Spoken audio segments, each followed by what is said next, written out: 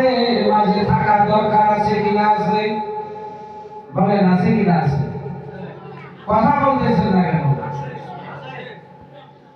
সেই আদর্শ যদি আমার মাঝে থাকে তাহলে আমি রাসূলের সুন্নাত লইয়া রাসূল পাকের উম্মত হইয়া আল্লাহর কাছে যেতে পারবো। বলেন সুবহানাল্লাহ। সুবহানাল্লাহ। একটা মিথ্যা কথা বললে আপনারা মিথ্যা কথা কিসের উপর বলেন? ব্যবসা কাজে বা কোনো জায়গায় মুনাফা পাবো, মানে মোহ পাবো। মিথ্যা কথা বলে নিজের দুনিয়াটাকে আখিরাতে আঁকার জন্য, কথা ঠিক না? ঠিক। দুনিয়ার আখিরাত আঁকাবে, মানে দুনিয়ার আখিরাত আঁকাবে, আল্লাহ পাক রব্বুল আলামিনের আখিরাত নয়। তাহলে এই মিথ্যা কথা একটা বললে 40 মিনিট ইয়াজত নষ্ট হয়ে যায়। বলেন নাউযুবিল্লাহ। মিথ্যা কথা বলা যাবে? যদি মিথ্যা কথা না বলা যায় তাহলে মানুষের ভেতর ঈমানটা মজবুত হবে। অনেক আলেমেরা ফতোয়া দেয় ব্যবসা করার কারণে মিথ্যা কথা বলা জায়েজ। এই কথাটা জায়েজ নয়। আমাদের মানুষ হতে হবে। এটা জায়েজ ছিল হুজুর পাক সাল্লাল্লাহু আলাইহি ওয়াসাল্লাম যখন জাহেলের যুগে আসছিলেন তখন এটা তাদের সময় জায়েজ ছিল। আর এটাকে পরিহার করার জন্য আমাদের বিশ্ব নবী আসিয়াছেন। বলেন সুবহানাল্লাহ। আপনি বড় ব্যবসা করেন, মুনাফা করবেন, আপনাকে হিসাব করতে হবে যারা যারা নিয়ে যে আমার এই ব্যবসাটাতে যদি 2 ভাগ মুনাফা লাভ হয় এটা হারাম হয়ে যাবে। বলেন নাউযুবিল্লাহ। নিতে হবে আপনার ব্যবসা থেকে 1 ভাগ অংশ। তাহলে আপনি জানেন এই আপনার ব্যবসাটা হালাল রুজি থেকে আপনার সংসার পরিবার চলতেছে। এই হালাল রুজি খাওয়ার পরে আপনার পবিত্রতা ইবাদতের হালাল আসবে। বলে ঠিক না? ঠিক। মানে পবিত্রতা আসবে। আর যদি আমার এই ব্যবসা থেকে মিথ্যা কথা থাকে, মুনাফা বেশি লাভ থাকে, তাহলে আমার পয়সাটা টোটালে হারাম হয়ে যাবে। তো হারামের পয়সা ভক্ষণ করে আমার কি দেহ পবিত্র হতে পারে? এটা করা যাবে? তা দেহ পবিত্র যদি আমার না হয় তাহলে আমার আমলের, সালাতের, যাকাতের পবিত্রতা কি আমি পাবো? তো আল্লাহ পাক রব্বুল আলামিন এই তত্ত্বভেদগুলোকে বুঝানোর জন্য জাহেলের যুগ থেকে নবী রাসূল আল্লাহ পাক রব্বুল আলামিন পৃথিবীতে প্রেরণ করতেই আছেন। বলেন সুবহানাল্লাহ।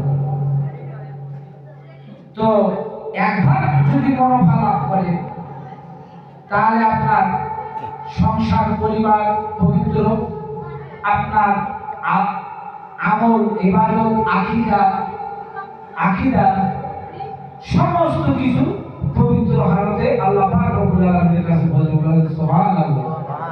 তো আশা করি ইবাদতের প্রথম শব্দের অর্থ হলো, অনেক জনা জানে না, বুঝে না। যদি একটা আলেমকে জিজ্ঞাসা করেন ইবাদতের প্রথম শব্দের অর্থ কি, মাথাটা জাম হয়ে যায়। ইবাদতের প্রথম শব্দের অর্থ হলো আমার হালাল রুজি তালাশ করা, এটাই ফরজে কিফায়া। বলেন সুবহানাল্লাহ। কিন্তু আমি এই হালালটাকে ফরজ না করে ওয়াজিব করে আমি ইবাদতটাকে ফরজে কিফায়া বসিয়েছি।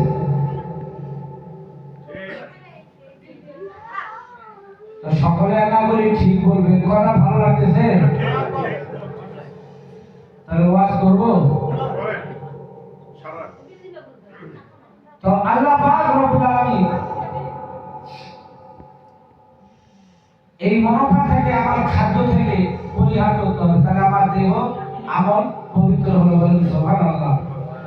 আর মিথ্যা কথা বলা যাবে না। তাই সাধকে গানে বলছে ইল্লতের স্বভাব হলে আরে পানিতে কি যায় গো ধুলে, আজ লতি পাখি সে ধুবারে মন এই লতিফা শব্দের অর্থটা হলো সংস্কৃত ভাষা, আর ইসলামের ধর্ম থেকে এই লতিফাটাকে বলা হয়েছে নাফসানি জগতের কথা। এই তত্ত্বভেদগুলা আপনারা যদি পীরে মাশায়েখের কাছে, ইলমদারের কাছে যদি সহবত না করেন, তাহলে কি আপনারা এই কথাগুলো পাবেন? পাবেন? আমি তো ইন্ডাস মোবাইল চালাতে জানি না, কোনবা আগে বয়ান দিছে বাংলাদেশে ইউটিউবে, শুনি আমার মাথাটা জাম হয়েছে। কয়েছে আপনারা চুরি করেন তার ফজিলত পাবেন, ঘুষ খান তার ফজিলত পাবেন, সুদ খান তার ফজিলত পাবেন, কিন্তু সালাদ করেন তার ফজিলত পাবেন। সালাদ করলে আল্লাহ আপনাকে জান্নাতি করে দিবে। বেয়াদব আলেম এই বয়ানটা দিয়েছে, ইউটিউবে সার্চ দিয়েছে, ট্যাগিং করে। তো কখনো এসব জিনিস প্রথম আমার খাদ্যটাকে হালাল করতে হবে, তারপরে আল্লাহ পাক রব্বুল আলামিন যেসব কাহারো ধর্ম নিয়ে, কোন তরিকা নিয়ে, কোন মানব জাতিকে নিয়ে উপহাস করা যাবে না। সৃষ্টি আল্লাহ পাক রব্বুল আলামিন সৃষ্টি করিয়াছেন, বিচার দিনের মালিক যিনি, তিনি বিচার করিবেন। আমি যদি বলি এই ধর্ম ঠিক নয়, এই ইবাদত ঠিক নয়, তাহলে এটাই হবে শিরক, এটাই হবে বিদায়। কিন্তু ওরা শিরকের বিদায়ের ওয়াজ করতেই আছে, আবার বলতেছে শিরক করিয়েন না। কেননা একটা সন্তান যখন জন্মগ্রহণ হয়, একটা সাঁতারের ঘর জন্ম দিচ্ছে, একটা বেতনের ঘরে, একটা ইহুদির ঘরে, একটা সনাতনের ঘরে, একটা মুসলিমের ঘরে। বলে তো ওই সন্তানটার জন্মের সৃষ্টি মালিক কে? সৃষ্টির মালিক কে? আমরা বলতেছি আল্লাহ, ওরা বলতেছে ভগবান, খ্রিস্টানরা বলছে যিশু, তাই না? কিন্তু সর্বদলীয় এক ঈশ্বর মহান আল্লাহ পাক রব্বুল আলামিন এই সৃষ্টির মালিক। তাহলে আমি যদি বলি এই সাঁতারেরা জান্নাতে যেতে পারবে না, ওই খ্রিস্টানেরা জান্নাতে যেতে পারবে না, ওই সনাতনেরা জান্নাতে যেতে পারবে না, এটা কি বিদাত হয়ে যাবে না? এটা কি শিরক হয়ে যাবে না? তাহলে এটা কি আল্লাহ থেকে বলা হবে না? কিন্তু এই জ্ঞানগুলা কখনো কোন মানুষ চিন্তা ভাবনা না করে কথা বলে। তার মানে কাগজে মৌলানা হয়েছে, আল্লাহ পাক রব্বুল আলামিন ইলমকে কখনো অর্জন করে নাই, এবং ওই মানব জাতির ভিতর আল্লাহ পাক রব্বুল আলামিন সেই ইলম দান করেন। তো আল্লাহ 30,000 কালাম পৃথিবীর বুকে পূরণ করেছেন আমাদের মানব জাতির একটা সংবিধান চলার পথ।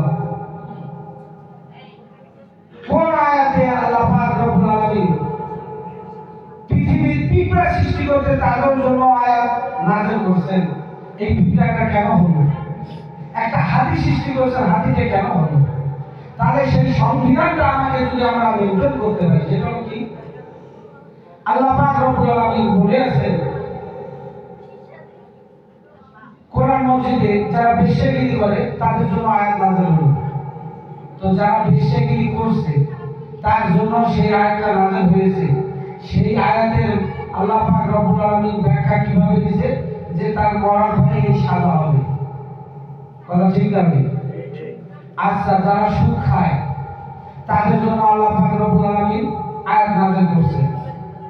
তো সুদ খাওয়া বারণ করছে আল্লাহ পাক রব্বুল আলামিন কোরআন কারীমে 7 বার, আর সুদ খাইতে আল্লাহ পাক রব্বুল আলামিন নিষেধ করেছে ৭৪ বার। বলেন সুবহানাল্লাহ। আল্লাহ পাক রব্বুল আলামিন কত বড় আমাদেরকে সংকেত দিয়ে যাচ্ছে। তাহলে আমার দেহ পবিত্র হোক। আমরা আজকে বাংলাদেশে বা প্রতিটা মানুষ আমরা সুদের আওতাভুক্ত হয়ে গেছি। কথা বুঝে গেছে? সুদ দিচ্ছি, খাচ্ছি। আমার ইবাদতের কিভাবে পবিত্রতা আমি আশা করি আল্লাহ পাক রব্বুল আলামিনের কাছে। তো আমাদের মোহটা এমন জেগে গেছে, এইবার আমি 2 লাখ টাকা লোন করলাম, একটা বাড়ি করলাম, সামনে বছর 4 লাখ টাকা লোন করলাম, আর চুরি করে ডাকাতি করে লোন শোধ করে আর 2 তলা করলাম। এটা কিন্তু মোহ। এই মোহ থেকে আল্লাহ পাক কোরআন কারিমে ঘোষণা করেছে, যারা অতিরিক্ত ধন পৃথিবীতে রেখে যাবে, কাল কিয়ামতের দিনে সেই সব ধন বিষধর সাপ হইয়া দংশন করবে। আল্লাহ কোরআন কারিম বলতেছে। আল্লাহু আকবার, আল্লাহু আকবার। ওই মাইক চলে। তো এখান থেকে আমাদের পরিহার হতে হবে। তারপরে আপনারা গুরুর কাছে যান, পীর মাশায়ের কাছে যান, আপনি সালাতে যান, আপনি ওক্ততে যান, জামাতে যান, তাবলীগে যান, আপনি একাই সাধনা করেন, তবে তো আল্লাহ পাক রব্বুল আলামিন এই ইবাদতের ফজিলতগুলো দিবে। আলহামদুলিল্লাহ। তো বিবেক দিয়েছে, বুদ্ধি দিয়েছে আল্লাহ। সুস্থ বাণী কখনো আমরা আল্লাহ সুস্থ পথগুলাকে আমরা স্মরণ করি না। এই ওয়াজের ভিতর কারো কি গুজব হচ্ছে নাকি বলেন? না না, কোন গুজব হচ্ছে না। যে ওয়াজের ভিতরে কোন জাতির গুজব থাকবে, কোন মানুষের গুজব থাকবে, সেই ওয়াজ শোনা যাবে না, সেটা হবে শিরক বিদআত। বলেন আউযুবিল্লাহ।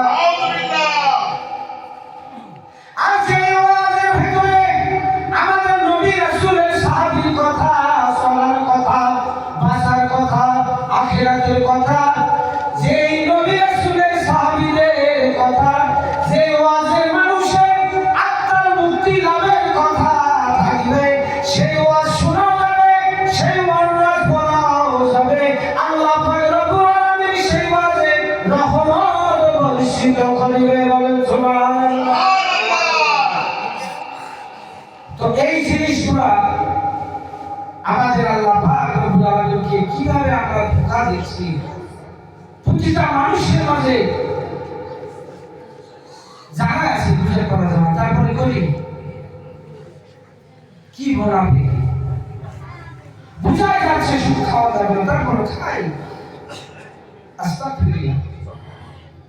বুঝাই যাচ্ছে কোন ধর্ম প্রতি, কোন জাতির প্রতি আঘাত করে ধর্ম নিয়ে কটাক্ষ করা যাবে না, কেননা সকল সৃষ্টির মালিক তিনি। এখন হচ্ছে স্বার্থ। কি স্বার্থ?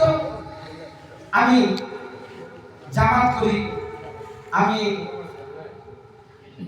পীরপন্থী একটা করি, যেখানে স্বার্থ হাসিলের ওয়াজ হচ্ছে, কথা বুঝে গেছে, আর নারে তাকবীর আল্লাহু আকবার ধরে দেওয়া হচ্ছে। তো যেখানে স্বার্থ থাকে ধর্ম নিয়ে, সেটাকে কখনো ধার্মিকের ইবাদত না, হয় না এবং হতেও পারে না। বলেন সুবহানাল্লাহ। সুবহানাল্লাহ। তো আজকাল আমাদের বিশ্ব নবী কায়নাতের রাসূল তারা একটু জীবন কাহিনী, হয়তো যেগুলো আপনারা শোনেন নাই, কোন মৌলভী আলেমও বলেন।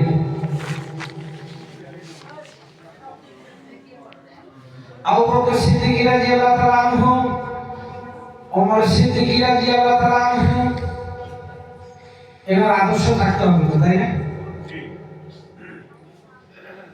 তো আবু বকর সিদ্দিক রাদিয়াল্লাহু তাআলা আনহুর জীবনী থেকে একটু কিছু বর্ণনা করি। শরীয়ত বলি যারা দাবি করে, তিনি রাসূলকে বিশ্বাস করে, ইসলামকে বিশ্বাস করে, ওনার জন্য আল্লাহ আয়াত পাঠালেন, আমানতু বিল্লাহি ওয়া মালাইকাতিহি। নিজের সমস্ত আমানতকে রাসূলের প্রতি, নবীর প্রতি বিলীন করিয়া দিয়েছে। বলেন সুবহানাল্লাহ। সেই আদর্শ কি এই পৃথিবীর মধ্যে রইয়াছে? আমার বিশ্ব নবী কায়নাতের রাসূল যখন যেথায় যেতেছে, দামেস্ক, সিরিয়া, কুফা, নাজাত শহর, যেখানে ধর্মের আলোচনা করতে গিয়েছিলেন, রাসূলকে বিশ্বাস করে ওই মক্কা মদিনা হইতে, মিশর হইতে সমস্ত ধর্ম তাকে দান করে দিয়েছিলেন। বলেন সুবহানাল্লাহ। সুবহানাল্লাহ।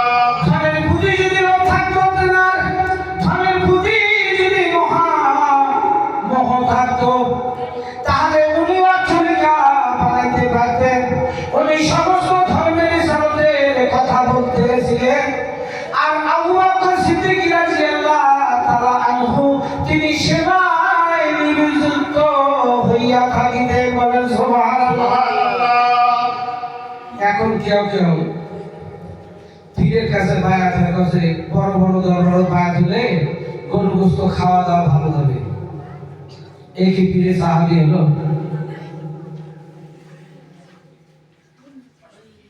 তো হুজুরকে একদিন সাহাবীরা বললেন, ও হুজুর, আমরা তাইবে মাহফিলে যাব, আমরা কি নিয়ে যাব? রাসূল বয়ান দিলেন, ও সাহাবীগণেরা, তুমি 3 দিন সেখানে সফর করিবে, তোমার 3 দিনের খাওয়া দিবে, আর তোমার খাদ্য থেকে এমন ভাবে খাদ্য দিবে, আর ওই মজলিসের মধ্যে যদি আর 3 জন মানুষ সেবা পাইয়া থাকে। বলেন সুবহানাল্লাহ। কিছু কিছু সাহাবী, এটা কি রাসূলের সাহাবীর আদর্শ নয়? জি। ওখান থেকে আমাদের এখানে হওয়া দরকার আছে। ঠিক। তো ইবাদত করে জান্নাত পাওয়া যায় না।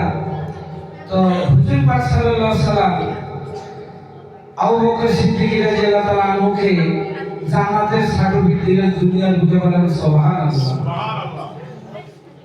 তো অনেক সাহাবী আছে, তো অনেক সাহাবীর মধ্যে জিজ্ঞাসাবাদ উঠলো যে হুজুর আবু বকর সিদ্দিক রাদিয়াল্লাহু তাআলা আনহুকে আমাদের বিশ্বনবী কায়নাতের রাসূল উনি তাকে দুনিয়ার বুকে জান্নাতের সার্টিফিকেট দিয়ে দিলেন। বলেন সুবহানাল্লাহ। সুবহানাল্লাহ। তখন বিশিষ্ট করে হযরত ওমর রাদিয়াল্লাহু তাআলা আনহু দুঃখ পেলেন যে একের সাথে জামাত করি আবু বকরের সঙ্গে, একের সঙ্গে সালাত করি, একের সঙ্গে ইবাদত করি, আমিও তার সমতুল দান করার সদকা করার চেষ্টা করতেছি, আমার জন্য বললো না। আবু বকর সিদ্দিক রাদিয়াল্লাহু তাআলা আনহু এমন কি তাকওয়া আমল রইয়াছে আমি হুজুরকে জানতে চাবো। সুবহানাল্লাহ। বলেন সুবহানাল্লাহ। সমস্ত সাহাবী চলে গেল, যা বলতে হুজুর আমি তো অজ্ঞাত, আপনার ধারের কাছে যাইতে পারি নাই, তো আমার ভাগ্যে হলো না আপনার 5 জবানের বাণী আবু বকর সিদ্দিক রাদিয়াল্লাহু তাআলা আনহুকে আপনি পৃথিবীর বুকে জান্নাতের সার্টিফিকেট দিয়ে দিলেন। তো কাছে বলো ওমর, তুমি কি বলতে চাও?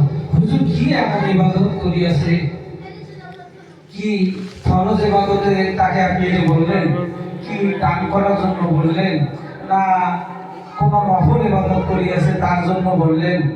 কাছে ওমর, যাও যাও, তুমি এই তথ্য জানতে চাইলে আবু বকর সিদ্দিক রাদিয়াল্লাহু তাআলা আনহু স্ত্রীর কাছে যাও।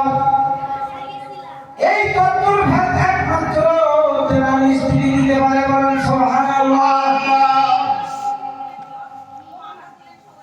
ওমর কাঁদিতে কাঁদিতে গেলেন আবু বকর সিদ্দিক রাদিয়াল্লাহু তাআলা আনহুর বাসায়, যায় বলে, ও বুবুলা,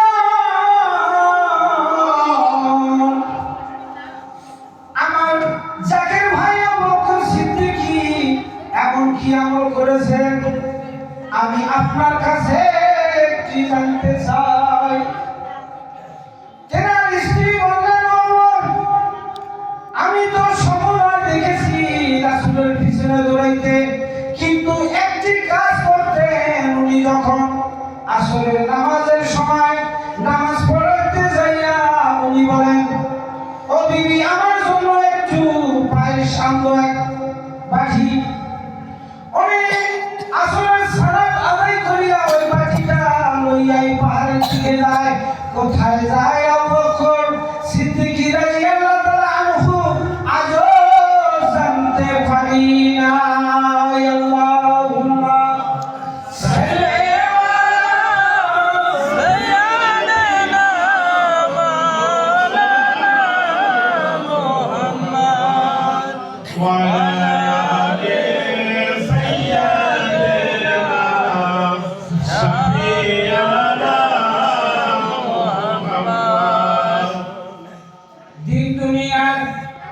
ওমর রাদিয়াল্লাহু তাআলা আনহু ওই কথা লইয়া ভাবতে ভাবতে আশিবাণী গিয়ে বললেন, ও আমার স্ত্রীগণ, আজ হইতে আসরের পরে তুমি আমাকে একবারটি পায়েস পাক করি রাখিবে। আল্লাহুম্মা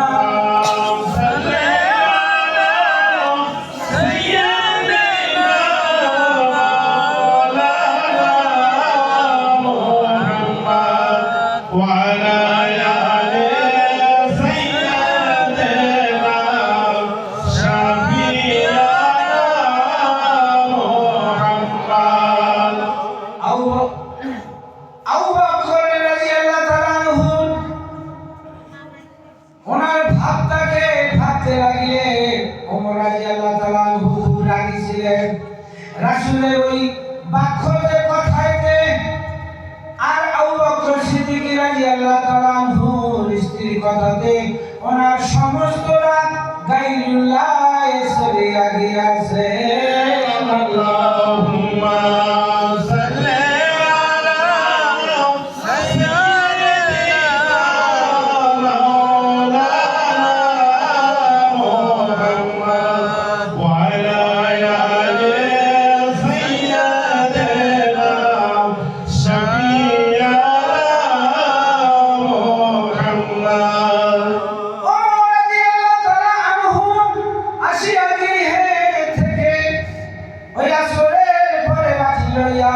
যাইতে থাকে পাহাড়ের দিকে।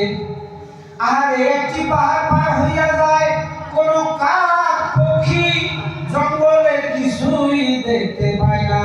তখন ওমর রাদিয়াল্লাহু তাআলা আরো একটি পাহাড় পার হইয়া যায়, তারপরে কিছু দেখতে পায় না, তারপরে আরো একটি পাহাড় পার হইয়া যায়।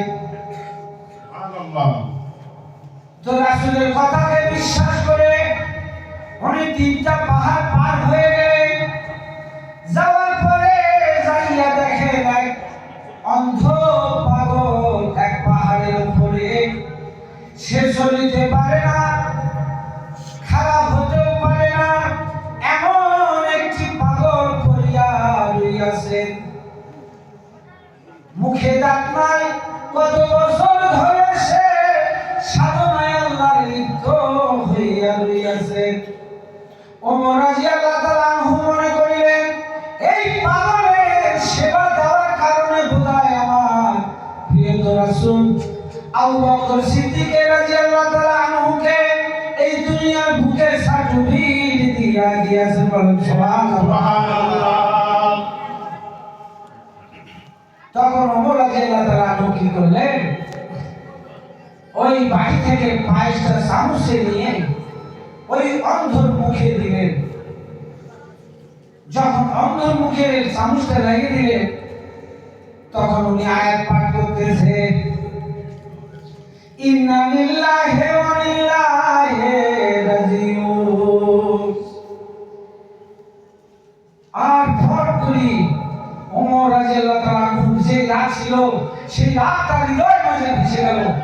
আরে আমি যার জন্য এত সুন্দর করে পায়েস পাক করে নিয়ে আসলাম, আর তাকে আমি তার মুখে দিলাম, আমাকে দেখলো না, চিনলো না, বুঝলো না, আর আমার জন্য আমাকে মরার জন্য তাদেরকে আয়াতটা পাঠ করলো। বলছে, এই পাগল, তুমি আমার জন্য কেন এই আয়াতটা পাঠ করলে? তখন ওই পাগল বলে, ও ভাই, আপনি কে? আপনার পরিচয়টা দেন। বলছে, আমি বিশ্বনবী কায়নাতের রাসূলের একজন পেয়ারা সাহাবী হযরত ওমর রাদিয়াল্লাহু তাআলা আনহু। বলেন সুবহানাল্লাহ।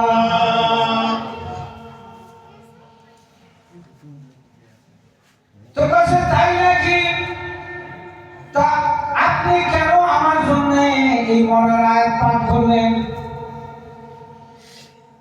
তখন ওই অন্ধ পাগল বলতেছে, ও ভাই, আপনারে বলি, আমার 12 বছর হলে যে আমি চোখে দেখি না, এই জগতে তার নাম শুনিয়াছি। তার নাম হলো আবু বকর সিদ্দিক সিদ্দিকী রাদিয়াল্লাহু তাআলা আনহু আমি কেন ইন্না লিল্লাহি ওয়া ইন্নাইহি রাজিউন পাঠ করিয়াছি, যখন আপনি আমাকে এই সমস্ত মুখে দিলেন আমি মনে করিলাম আমার আবু বকর জগতে নাই। আল্লাহুম্মা সাল্লি আলা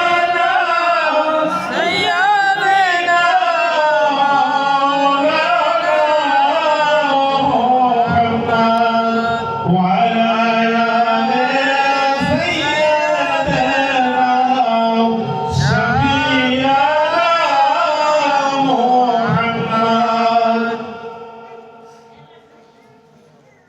তখন দিনের ওমর রাদিয়াল্লাহু তাআলা আনহু বলল, একটু ঠান্ডা হবে, বলো তো তোমাকে কিভাবে সেবা দিয়েছে। কয়ে ও আমি ওমর রাদিয়াল্লাহু তাআলা আনহু এই পায়েসটাকে আমার মুখে কোনো দাঁত নাই, আমি উঠতেও পারি না, দেখতেও পারি না, শুনতেও পারি না। ওই আবু বকর সিদ্দিকী রাদিয়াল্লাহু তাআলা আনহু ওই পায়েসটা তার মুখে নিয়ে চিবাইয়া চিবাইয়া আমার মুখের মধ্যে চিবা দিয়া দিত। বলেন সুবহানাল্লাহ। তাহলে একটা পাগলের একটা অন্ধের মুখে এখান থেকে কি আদর্শ আমাদের শেখা যায় না? না কোনো কেউ হচ্ছে নাকি? তো চিবাইয়া চিবাইয়া পায়েসটাকে নরম করে ওই অন্ধ পাগলের জিহ্বা দিয়ে আবু বকর সিদ্দিকী রাদিয়াল্লাহু তাআলা আনহু তার মুখে খাওয়াইয়া দিতেন। বলেন সুবহানাল্লাহ। তখন ওই পাগল বলতেছে, ও ওমর আপনি ভাই এভাবে দেন নাই, আজকে আমার মনে হইয়াছে আমার আবু বকর জগতে নাই, তাই আমি ইন্না লিল্লাহি ওয়া ইন্নাইহি রাজিউন পাঠ করিয়াছি। তখন ওমর রাদিয়াল্লাহু তাআলা আনহু আবার রাগ হইয়া বললেন, আবু বকর সিদ্দিকী রাদিয়াল্লাহু তাআলা আনহুর বাসা অনেক দূরে, তুমি কি করিবে এখান থেকে আমার আবু বকর জগৎ ছেড়ে গিয়েছেন। কয়ে ভাই আমার ভুল যদি হতে পারে আপনি তার গৃহে যাইয়া দেখেন। ওমর রাদিয়াল্লাহু তাআলা আনহু ওই পাগলের কথা লইয়া যাইতে যাইতে গিয়ে দেখে আবু বকর রাদিয়াল্লাহু তাআলা আনহু জগৎ ছেড়ে চলিয়া গিয়াছে। আল্লাহুম্মা সাল্লি আলা সাইয়্যিদিনা মাওলানা মুহাম্মদ ওয়া আলা আলি সাইয়্যিদিনা শাফিঈনা মুহাম্মদ। প্রিয় হাজরাত মজলিস, তো আমাদের ইসলাম ধর্মের বিশ্বনবী সাহাবী হযরত আবু বকর সিদ্দিকী রাদিয়াল্লাহু তাআলা আনহু আদর্শ থেকে আমাদের এই মানব জাতির ভিতর এটা একটা শিক্ষার বিকাশ। কোনো যদি অসুস্থ লোককে পথে পড়ে থাকে তাহলে তাকে আমাদের সেবা দেওয়া ফরজ কিফায়া। ঠিক না? কিন্তু আমরা তাহা করি না। কোনো যদি অন্ধ পড়ে থাকে তাকে দেখি না, কোনো যদি পাগল পড়ে থাকে তাকে আমরা দেখি না। তাহলে আমরা শরীয়ত বিধানে এই পাগলদেরকে অন্ধদেরকে এখনকার যারা আলেম হয়েছে তারা খালি ভিক্ষারে দিচ্ছে। বলা ঠিক নয়? তাহলে এই মানুষের আবু বকর সিদ্দিকী রাদিয়াল্লাহু তাআলা আনহু ঘৃণা ছিল না। তো এক যারা ঘৃণা থাকলে আল্লাহর লোক হতে পারবে না, এক যারা হিংসা থাকলে আল্লাহর লোক হতে পারবে না।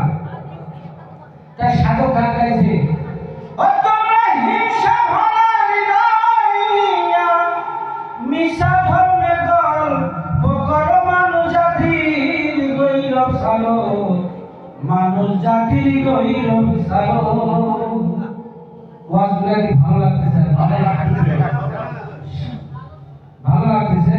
আলহামদুলিল্লাহ। তো সকলে একটু আগায় আসেন, একটু নড়াচড়া করেন। একটু আগে আসে, পিছনের লোক অনেক জনায় আসছে, বসার জায়গা হবে, একটু আগে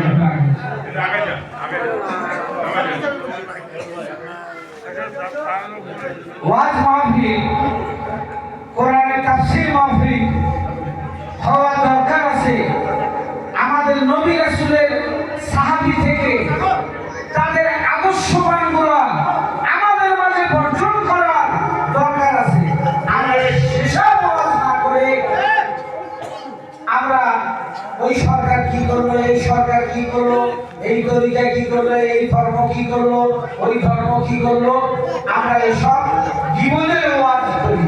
আমরা বুঝছি না, যারা গীবত করে তার ইবাদত, আর যারা গীবত শুনতে ভালোবাসে তার ইবাদত আল্লাহ পাক রব্বুল আলামিনের দরবারে কখনো বুঝবে না। কেননা বিশ্ব দেশ আইন আল্লাহ পাক রব্বুল আলামিন কোরআন কারীমের ভিতর ঘোষণা করে দিয়েছে, গীবতকারীর ইবাদত যাবে না, সুদখোরের ইবাদত যাবে না, এই জিনাকারীর ইবাদত যাবে না। তো যেগুলা আল্লাহ পাক রব্বুল আলামিন ঘোষণা দিয়েছে, তাহলে ওরা কি কোরআনটাকে মানতেছে না? মানতেছে না। তাহলে এখান থেকে আমাদের শিক্ষার ব্যাপার রয়ে আছে যে এই জিনিসগুলো আমাদেরকে পরিহার করা যাবে না।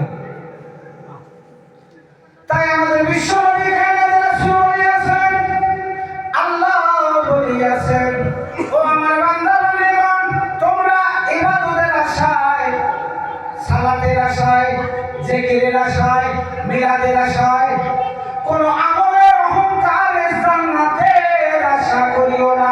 বলে সুবহানাল্লাহ। জান্নাতের আশা করিবে আমি আল্লাহ যদি দয়া না করি। তো পুরাণ বাক্যে একটা কথা আসছে, জীবে দয়া করে যেজন সেই বা ঈশ্বর। সুবহানাল্লাহ।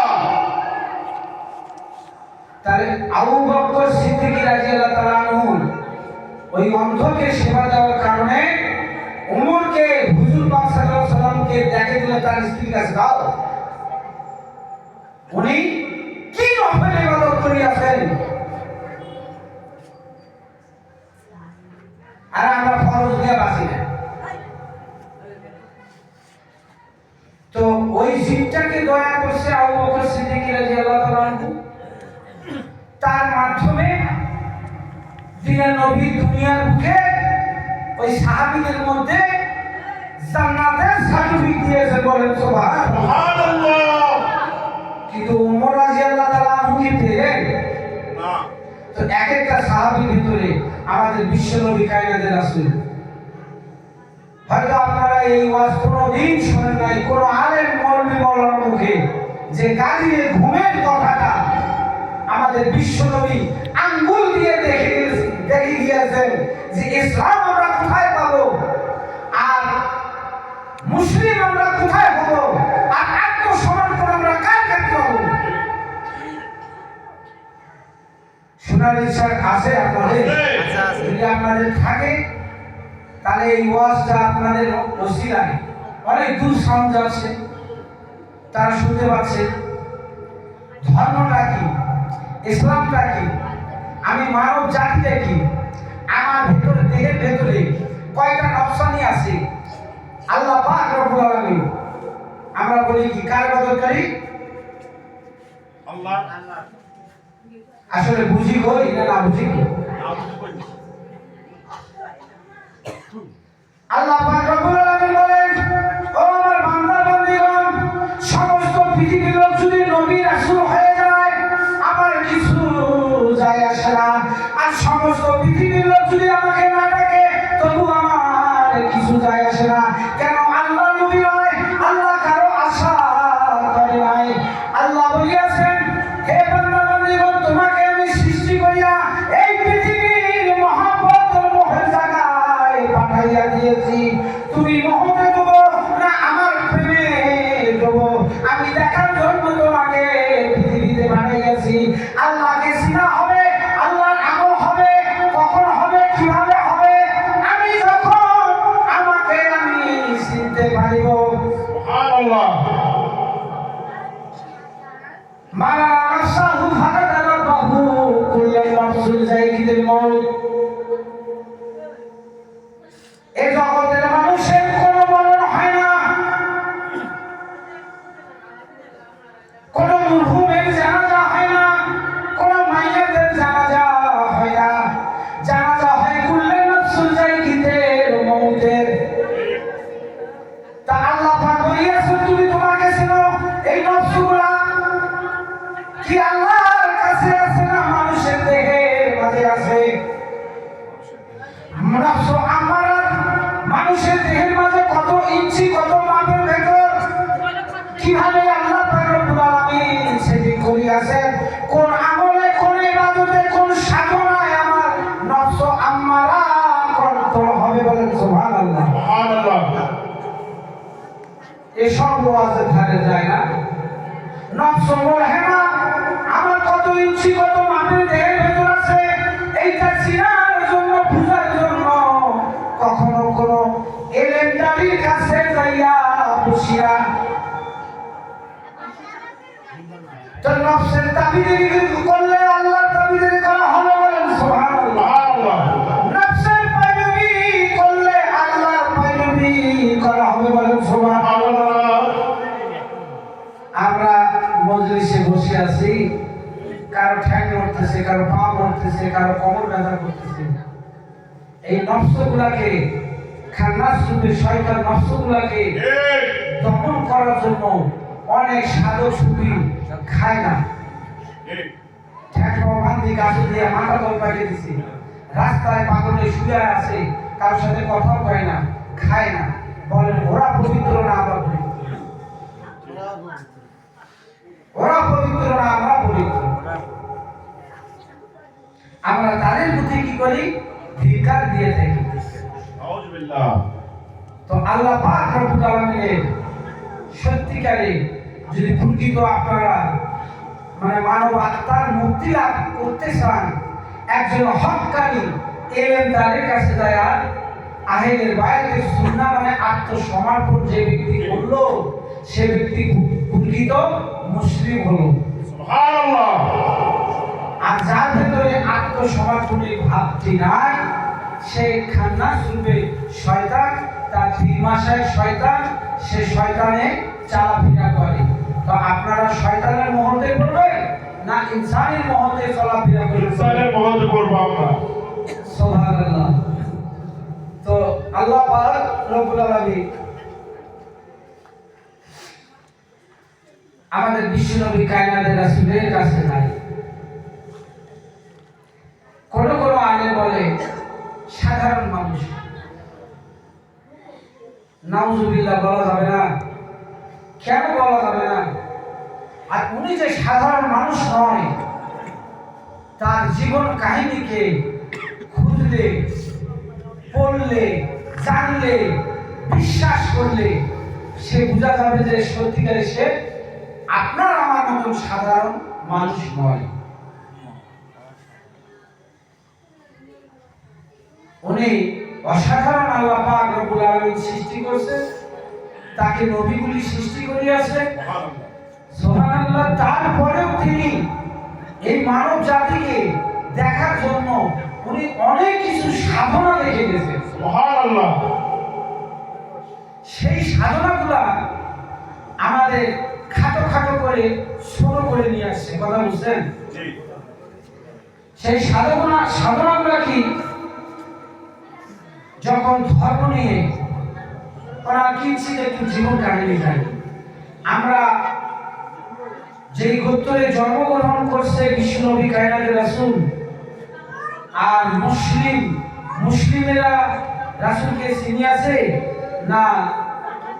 খ্রিস্টান একটা ধর্ম আছে, খ্রিস্টান ধর্মের ভেতর আহলে বায়াতের সুন্নাহ আছে, তারা গুরুবাদী হয়, তাদেরকে পাদুরি বলা হয়, তাদেরকে পাদুরি বলা হয়। তো এই পাদুরিরা তাওরুত জব্বুর ইঞ্জিনে প্রকাশ পেয়েছিলেন যে একজন কুরাইশ বংশ থেকে একটা বিশ্ব নবী পৃথিবীতে আল্লাহ পাক ঈশ্বরে পাঠাইবেন, সে একটা ধর্ম প্রচার করিবেন, তার নিজ ধর্ম বলেন সুবহানাল্লাহ। সুবহানাল্লাহ। এই কথাটাকে বিশ্বাস করে অনেক পাদ্রীরা, খ্রিস্টান ধর্মের গুরুরা কাছে হে মহাপ্রভু তুমি আমাকে সাহায্য করো আপনার সেই মহামানবকে নবীকে না দেখাইয়া আমাদেরকে মৃত্যুর স্বাদ দিও না বলে সুবহানাল্লাহ।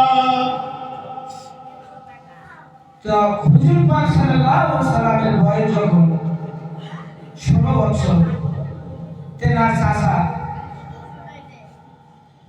আবু তালেব ওই বংশের ভিতর বাণিজ্য যাইতে মিশরে যাইতে তখন আর একটা কাফেলা থাকে তো কাজে ও চাচা যান আপনি কোথায় যান বাণিজ্য করতে আপনার সঙ্গে আমি বাণিজ্যে যাব তখন আবু তালেব বলেন ও মুহাম্মদ তোমার সেই বয়স হয় নাই অত দূরের পর তুমি হাঁটতে পারবে না আমরা কিছু দূর উঠে চলি কিছু দূর পায়ে চলি কিছু দূর উঠে চলি কিছু দূর পায়ে চলি অনেক মাল সামানা আমাদের বিশ্বনবী কায়নাতের রাসূল মুহাম্মদ ওই 16 বছরে কান্নার ভাব আসলেন ও চাচা আজ যদি আমার বাবা বেঁচে থাকতো আজ যদি আমি বাবার কাছে আরজ করতাম এই কথাটা কি আমার বাবা কি আমাকে ছেড়ে যেতে পারতো আবু তালেব তখন কাঁদিয়া বলল ও মুহাম্মদ তুমি এভাবে বলো না এভাবে বললে তোমার আমি কান্না সইতে পারি না আল্লাহুম্মা সাল্লি আলা সাইয়্যিদিনা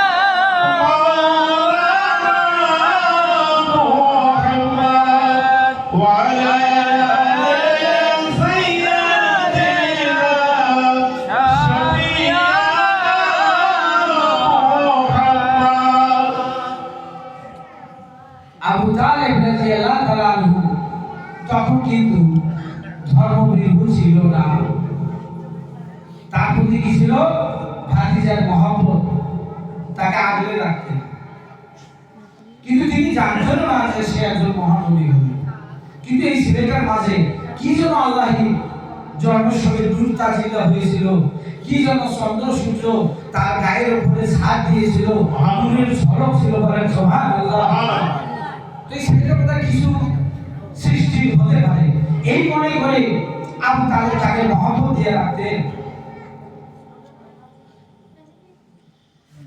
তো মক্কা থেকে বিশ্ব অনেক দূরের পথ তার মাঝের পথের ধারে আমাদের এই দরবার শরীফ আছে না তো খ্রিস্টান ধর্মের ওই পাদুরি আশ্রম রইয়াছে আর ঈশ্বরের কাছে ওই প্রার্থনা করে হে ঈশ্বর আপনার এই মহানবীকে না দেখিয়া আমার মৃত্যু দিও না আমার মৃত্যু দিও না তা তেনার এক ভক্ত থাকে ওই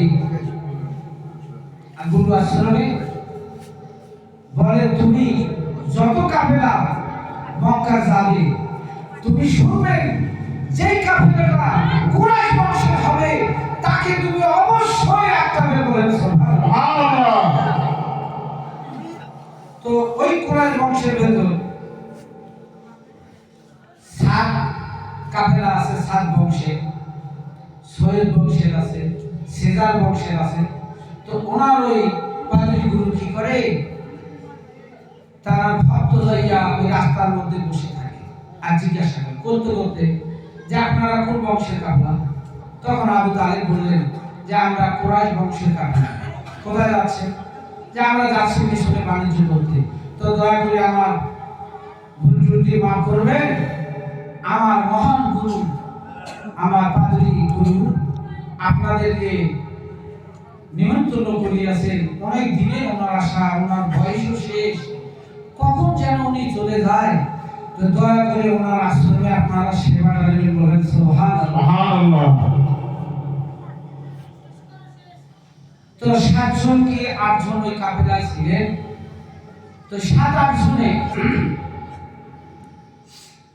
তো মোহাম্মদ ছোটকাল থেকে সত্যবাদী মিথ্যা কথা বলে না কারো ধনের প্রতি লোভ করে না কারো ধনকে টানে না আমাদের সরপুর দেখেন কোন জিনিস খালি রাস্তা একটা থুইয়া যান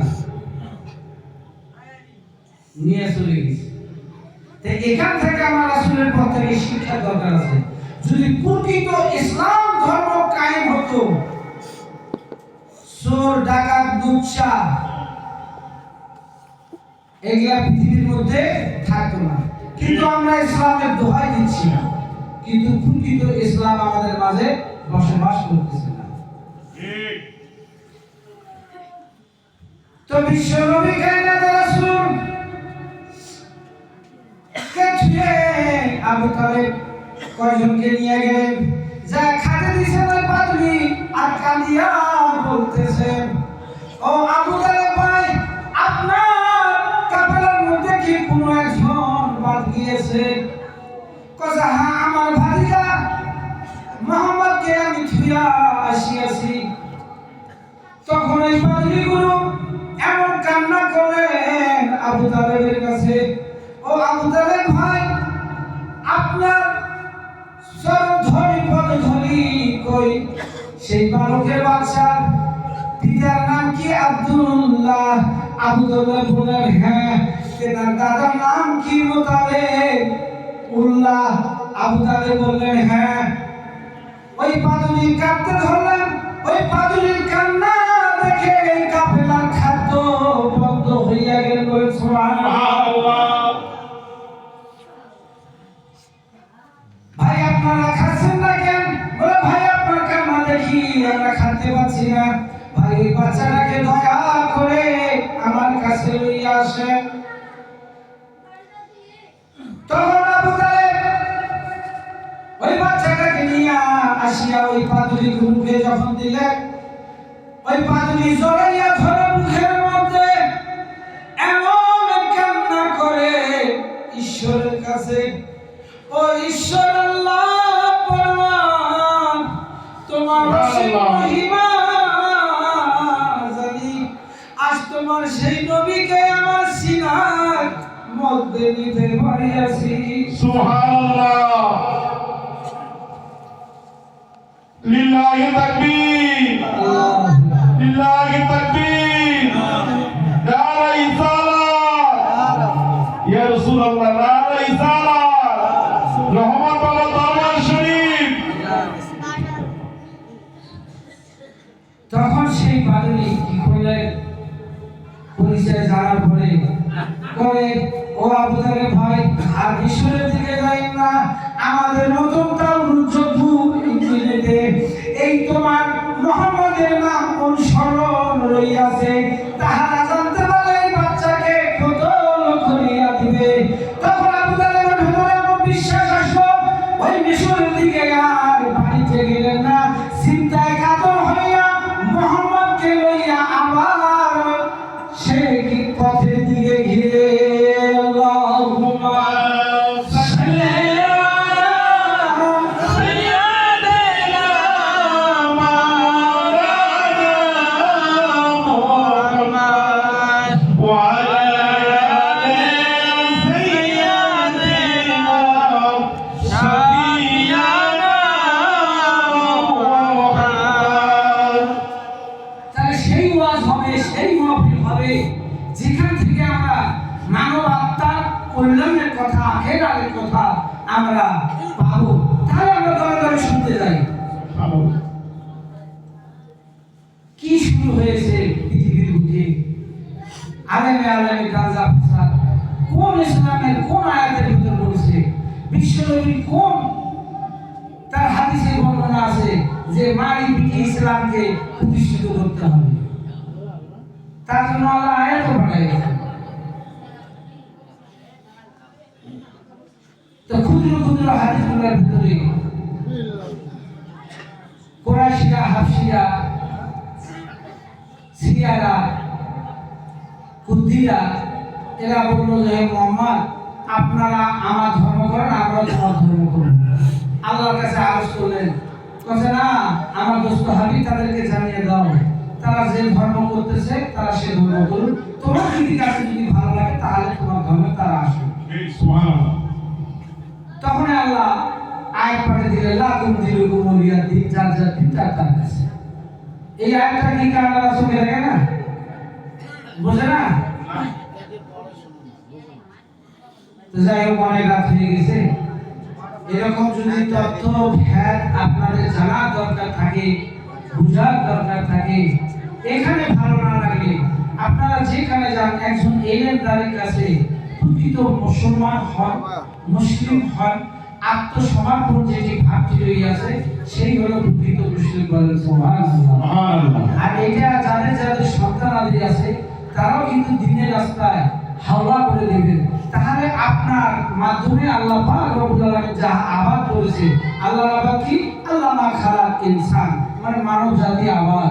এই আবাদটাকে ইনদা দ্বীনুল ইসলামের প্রতি আপনার হক্কানি এলেমে আলম যারা হয়েছে তাদের ছেলে সন্তান তাদের রাস্তায় যখন হাওলা করে দিয়ে আসবেন, সেদিন আপনার ছেলে সন্তানের হিসাব দিতে হবে না। বলেন সুবহানাল্লাহ। সুবহানাল্লাহ। তখন আল্লাহ ফেরেশতা বলবে, হুজহাজ হিজহাজ, তুমি কি নিয়ে আসিয়েছো আমার কাছে জবাব দাও। কথা বুঝে গেছে না? তাহলে আমানতু বিল্লাহি মালাইকাতাহু, ইসলামের আমার মধ্যে কিছু নাই। আর ওইভাবে যদি রাখি যান, আপনার ছেলে আপনারও থাকিল। এই ছেলে পৃথিবীর বুকে যত কুকর্ম করবে সমস্ত হিসাব কবরের মধ্যে পিতা মাতাকেই দিতে হবে।